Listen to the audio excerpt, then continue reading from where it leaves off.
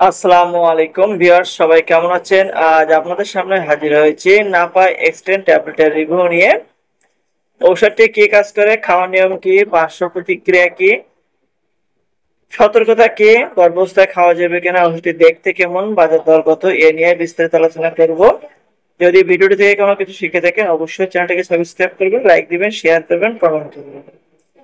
Napa extend এর generic name paracetamol,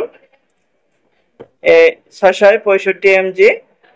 এটি তৈরি করে থাকেন বাংলাদেশের সুনামধন্য কোম্পানি বেস্টিং ফার্মা লিমিটেড। চলুন এর ব্যবহার সম্পর্কে একটু জেনে আসি।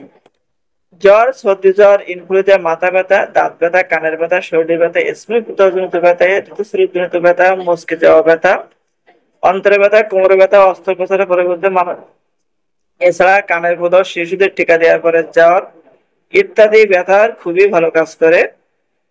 ডোজ: প্রাপ্তবয়স্ক ট্যাবলেটের ক্ষেত্রে 1 থেকে 2টি ট্যাবলেট 4 থেকে 6 ঘন্টা পর পর দিনে সর্বোচ্চ 6টি ট্যাবলেট বা 8টি ট্যাবলেট সেবন করতে পারবেন।